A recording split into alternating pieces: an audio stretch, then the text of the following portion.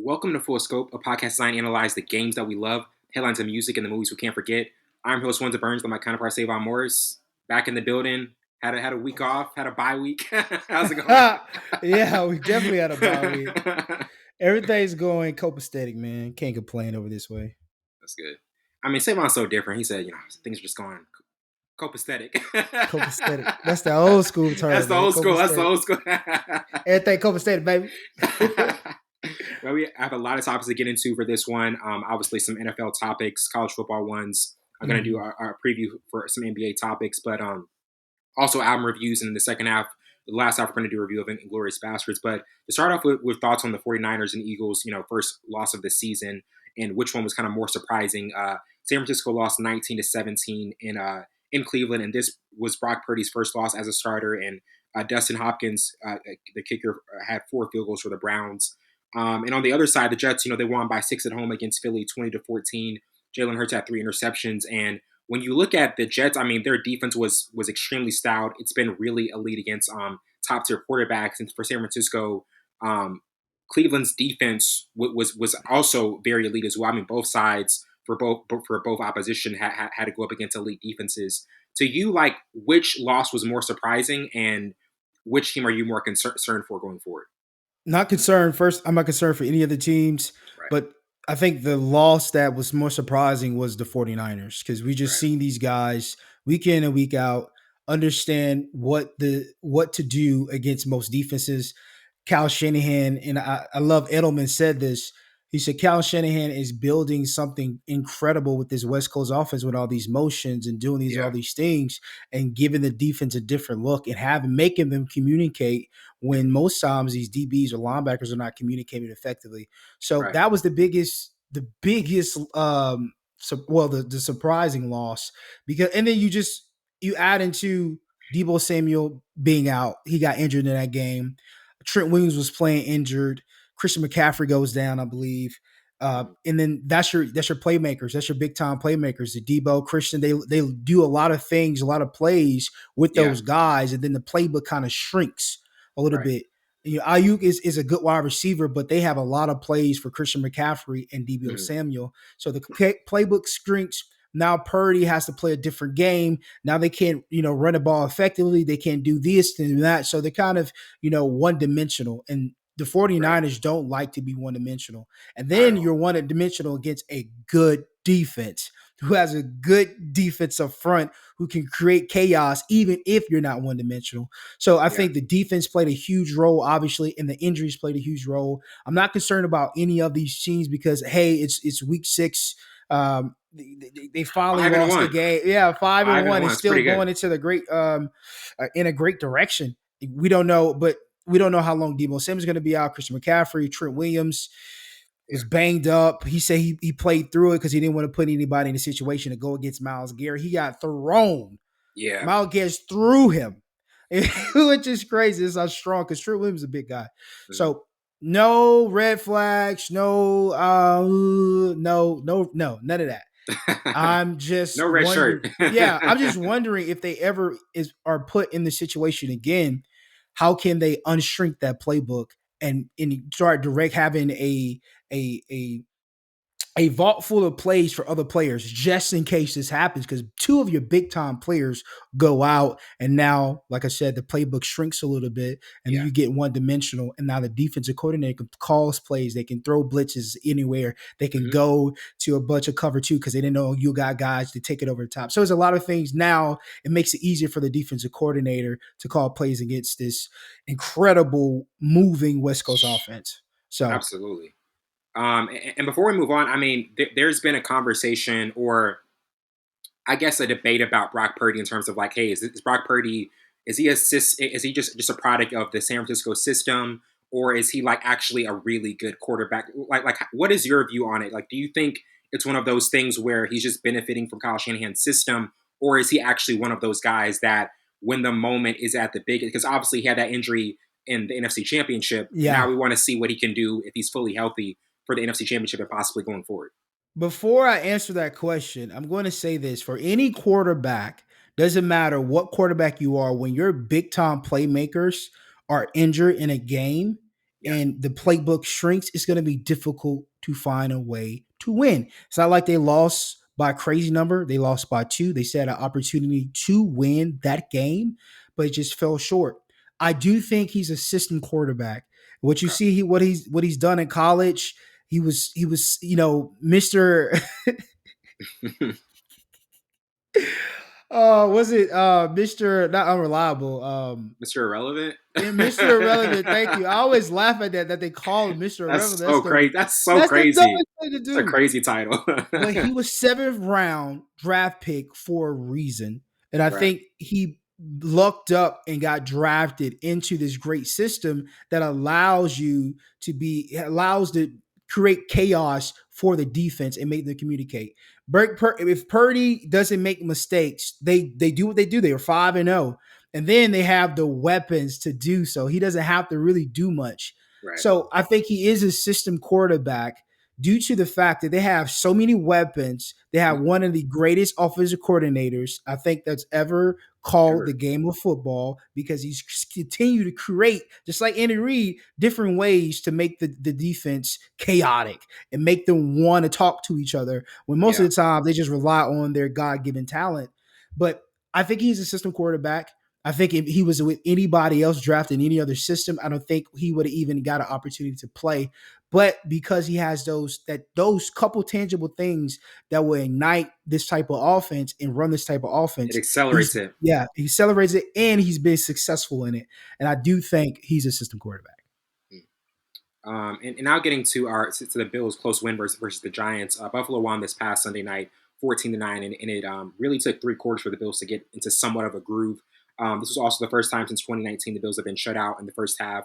New York had an extra chance after linebacker Terrell Bernard was flagged for defensive interference on a pass intended for Waller as time expired. And I mean, this is really one of the games where, as we always mention with Josh Allen, it's just he can be a lot better. He can be a lot better, but Yeah. it really wasn't shown in this game until later on in the fourth Yeah. quarter. What were your thoughts on how tight of a game this was for Buffalo, and also the time management and that penalty at the end? Yeah, that mean forget it. I know Bills is a good team. Giants should have won this game. And I think going to the halftime, they would have been up even more. And I think it would have been too much for the Buffalo Bills to come back from, because they were Right. really distraught in the first half. They've been shut out in the first half since 2019.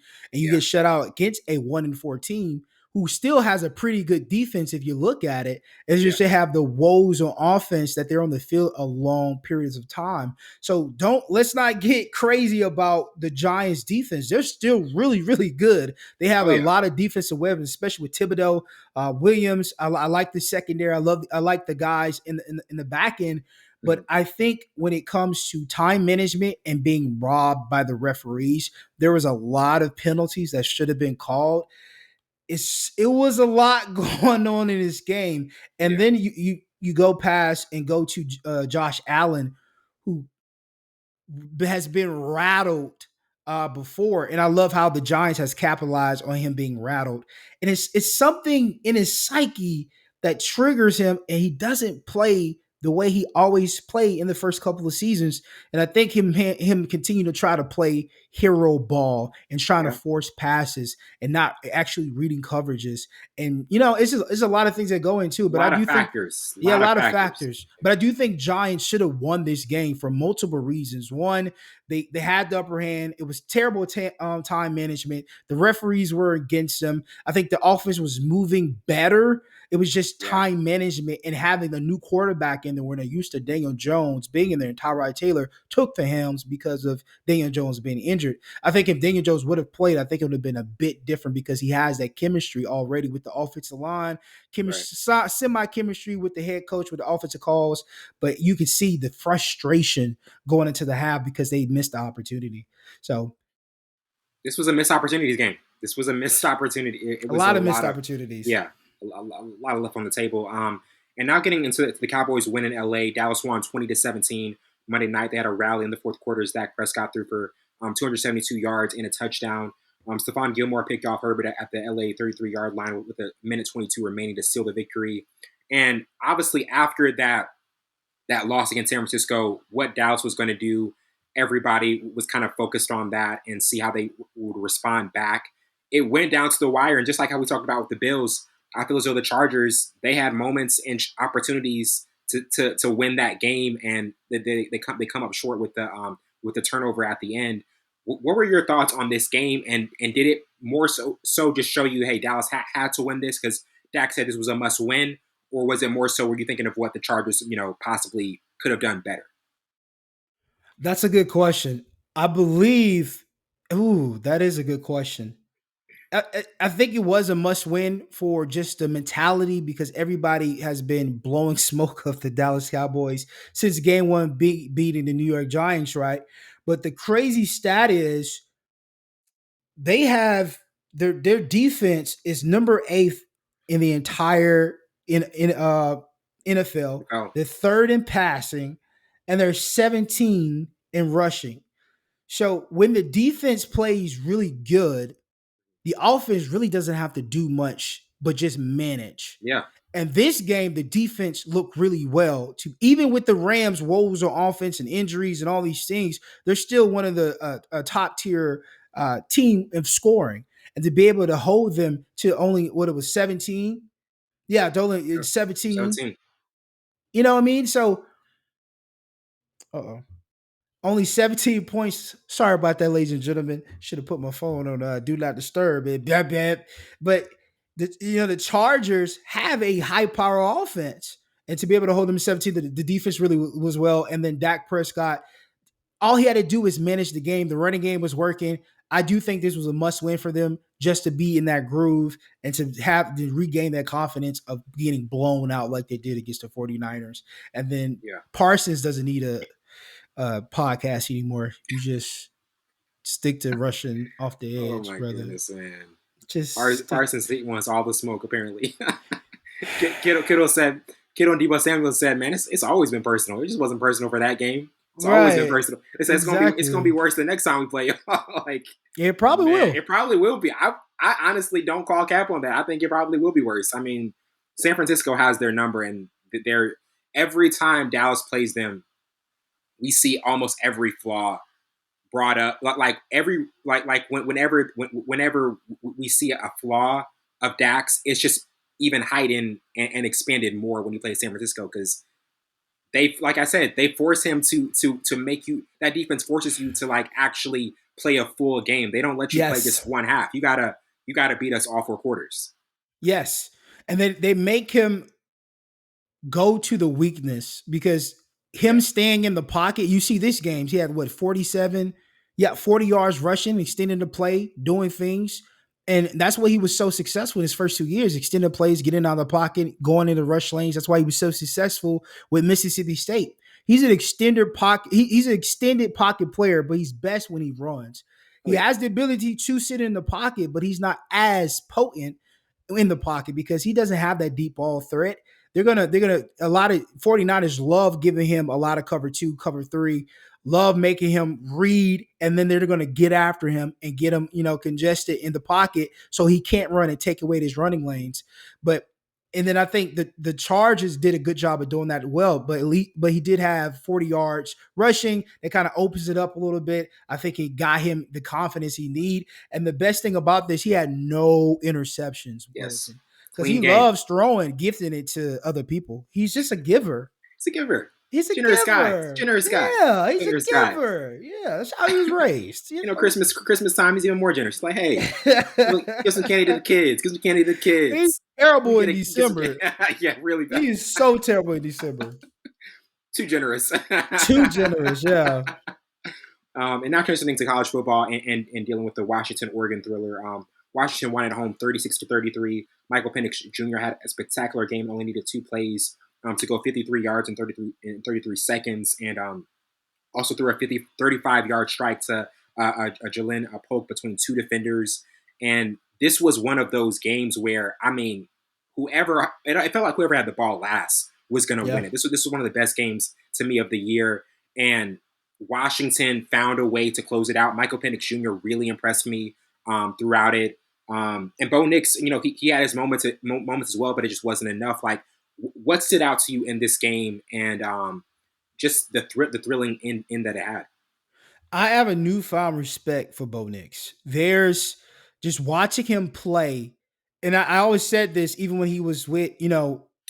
with Auburn and then he went to Oregon. I said, I don't think he's a Sunday player. This game really showed me that he could play on Sundays. Oh, Sunday Maybe not alert! start. Yeah, Sunday. Sunday Not. alert! I like that Sunday alert. Maybe not starting on a NFL team, but I think he could play on Sundays. He did everything in his power. He played a perfect game. Yeah, 32 for 43, 312 yards, 2 touchdowns, was reading the defense really well. He was poised in the pocket. He extended plays. He didn't get rattled. Even in the last drive when they tried to kick the field goal to go up and tie to go into overtime, yeah, that's just that's football. You're going to miss field goals. That's going to it's gonna happen. happen. But that drive leading to that, I think Bo Nix did a phenomenal job. The Yeah, entire game he played a phenomenal game. And I thought he was going to make a lot of mistakes. I thought he was going to throw interceptions. I thought he was going to play hero ball. I thought they're going to try to rely on the running game because he can't get focused, but he showed that he can play on Sundays. And like you said, Sunday alert. And I already know Penix Jr. was going to be phenomenal. He had the one blemish of interception, obviously, but he played a great game that last drive before Oregon got the ball. Man, he was over there freestyling how they was going to come back. I thought that was really funny. And he showed that he can play on Sundays. Sunday yeah. alert. I really like that, Wellington. Sunday alert. He can Come play on, on man. Sundays. Yeah. I have my moments. Come on, man. I have my moments. But no, both quarterbacks played a good game, even with the blemish for Penix. I thought when clutch time was needed and they needed to move the ball, both quarterbacks did what they had to do. And I think it just came down to the kicker missing the field goal. We would have probably went into double, Oh, triple double overtime. overtime. This felt like a double, triple overtime type game. Yeah. Honestly, it really felt like that. I don't know. I don't know. We'll see this particular matchup again. This That's what. depends Could on we a see lot this of things. again? Could we see this again? It's if both win out, which I don't think will happen because you still have Pac-12 championship. Yeah. You still have Ohio, like it's other, the Big 12, all these other teams with the rival week and the championship games. It's going to get interesting down the wire. I think this is the first year in a long time that it's about to get It's interesting. gonna get interesting, man. It's gonna get interesting. Because we very much might get this matchup again. I'm I would all love to see for it. this. I want to see this I'm all again. for it. I'm all I for want it. to see part two. I want to see part two of this. This definitely needs to be continued. Mm-hmm. And now getting to our next topic with USC's first loss. They lost 48-20 to Notre Dame as Xavier Watts intercepted Caleb Williams twice and returned a fumble for a touchdown. Williams had been only intercepted once, but before he was also sacked 4 times by Notre Dame. Finished with 199 yards passing, and this is we kind of felt as though, man, like they were due for a loss like this. Like Yeah, for USC, we sure. said USC, like we don't buy them. We feel as though they're getting by, they're skating by, and they finally Mm-hmm. met their match. Yep. And it really showed because they got thoroughly dominated by Notre Dame. Notre Dame played an exceptional game. Yes, they What did. were your takeaways from this matchup and the overall outcome? Notre Dame defense did a great job taking away his running lanes. Yeah, Because we all know Caleb Williams is best when he extends plays, when he gets out the pocket, because that offensive line is not that good. He makes them look good by extending the play and getting down the field and allowing the wide receivers, because they have so much great chemistry, to get the open lanes in the zones. And after a while, after he's running, obviously DBs are going to get away. They're going to get out their zones, and that's why they're so successful. And that's why they have so many points in a yeah, game. But they did a great job taking his throwing lanes away, taking his running lanes away to extend the play, making that offensive line look as terrible as they did all season. But now it was shown because mm-hmm. they had 4 sacks. It was a bunch of hurries, a lot of takeaways. It is not like they were doing a lot on the back end. They were running 2 safety high sometimes. They was running cover 3 a lot. They was running cover 0. They were blitzing him. Yeah, It's a simplistic defensive coordinator plan with a quarterback who can extend the play. So they did a great job of not making mistakes and holding not even a flashlight, the sun. They went to space and grabbed the sun and shined on this offense and said, this is how many holes y'all have, and we're going to exploit them. And that's yeah, exactly what they did. And then the offense with Hartman, they're just not going to make many mistakes, especially when he gets the ball. every two Right. minutes. Yeah. He's going to put points up. So, man, Notre Dame played a great game, and that defense played a better game. Oh my Mhm. goodness. Oh my goodness. They exploited Exceptional. every exceptional. But I don't knack Caleb Williams for nothing. He tried his best. He did. He was running for his life. He was trying to, yeah, he was trying to do all those things that he normally does, but this defense and his defense coordinator did such a great job game planning against Unstoppable. him. Yeah, Yeah, for sure. just unstoppable. And now getting to our most intriguing week 8. Well, before we get to that, we got to mention Colorado. That their game against Stanford, the 29. I don't, man. I honestly was stunned seeing that because it was one of those games where really I was like, okay, this game is like good. Yeah, it's about to get. Watch some NBA preseason, and then it was just like wake up Saturday morning. I was like, oh wait, they Wow. lost that. All right, this is Well, the he third had loss. 300 receiving yards or something like that, some crazy 13 and 260 or something like that, almost 300 receiving yards. And What was most of your those, analysis? What was your analysis for that, man? they got comfortable. Very. The secondary was definitely comfortable. And I didn't think the secondary was this bad. But the starting corner, I think he's number 3 or 5, just didn't show up second half. Travis Hunter, I'm not gonna, he didn't show up. I mean, he's a smaller DB, and that wide receiver is like 6'5", Right.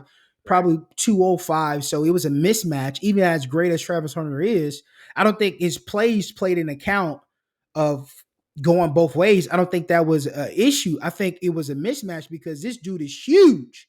Six Hmm. two, it's probably 6'3", 6'4", 205 pounds, pure muscle, long arms, definitely going to play on Sundays, Yeah. and he has a motor, and he has great hands.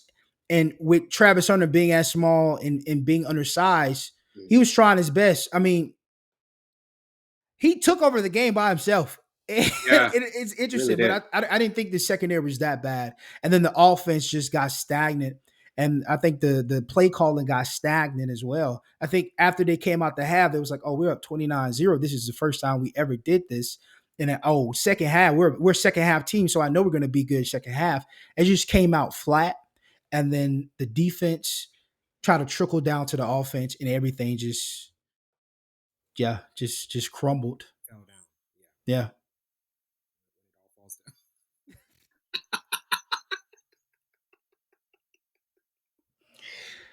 Wow. down. Well, it all falls down, huh? Easy. um, segue. Not But segue time. but for our most intriguing Week 8 game, one that stands out is Penn State Ohio State because I mean both Yes. teams are in top 10 at the time of this meeting for the fourth time since 2017, and for Penn State to get that college playoff berth that they've really been wanting for a while, they're going to have to get past teams like this, and this is going to be just one of those just really crucial games for both teams, obviously, Hmm. and one that's really going to determine what is the team's fate at the end of the season. But to you, is there an intriguing game that stands out early? Oh, for sure. Michigan State. And I know Yeah, people saying, Michigan State's 2-4. They have a head coach that's about to get fired, going through this process. But remember, this is a rival game. And Michigan State has upset Michigan a bunch of times, even when they weren't supposed to.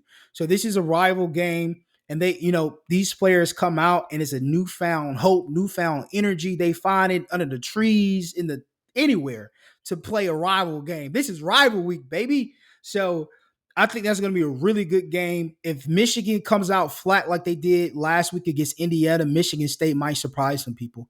But if yeah, Michigan comes out and on fire, obviously they won 52-7 against Indiana. But I'm just saying they started out flat. I think somebody said they drunk some melatonin before the game. I was like, okay, that's okay. You all said it on right. the air, buddy. Okay, all right, that's Oh my weird. goodness. But the next game, Duke, Florida State. I'm high on Duke. They lost one Yes, game. They lost a good game against a Notre Dame team. Now they play Florida State. Florida State is going to play their their second big game real in game. its second real game. Thank you. That's even better against an ACC team that is well aware and capable of beating them. and it's going to be a good game. I'm It interested how is. they're going to match up against Coleman on the outside. Are they going to run a bunch of cover three? Because I think the running game hasn't been working. Are they going to, go one on one on the outside and try to blitz them or cover three, have the safety on top? Are they going to do two safeties over top to take away the big play? Because Florida State loves going one on one, getting that matchup, and they're going to throw it regardless. It don't matter if he's on the 2 yard line or the 60 yard line or the 1,000 yard line, they're going to throw it to Cole. So Yeah. I'm interested in how this defensive coordinator is going to match up with that wide receiver. I mean, obviously, you got the other big fella, I can't remember his name, but Coleman is one of the guys, a Michigan State transfer who has made this offense 1,000 times better. So I'm wondering how that Duke defense is going to do against them. Yeah, and before we move on to the NBA, I meant to mention earlier with NFL, there's a couple interesting games. Obviously, Lions, Ravens, and Dolphins, Eagles. Which one out of those two kind of stands out to you more? Because I mean, Dolphins, Eagles. Obviously, Dolphins are a high flying offense. Eagles coming out off their first loss, and then with the Lions, we're really seeing them be one of the impressive NFC teams, staying consistent for the early part of the year. You said Out of between the Lions, Ravens, and Dolphins, Eagles game, I which one like I stands like out? Dolphins Eagles game better. I think Lions and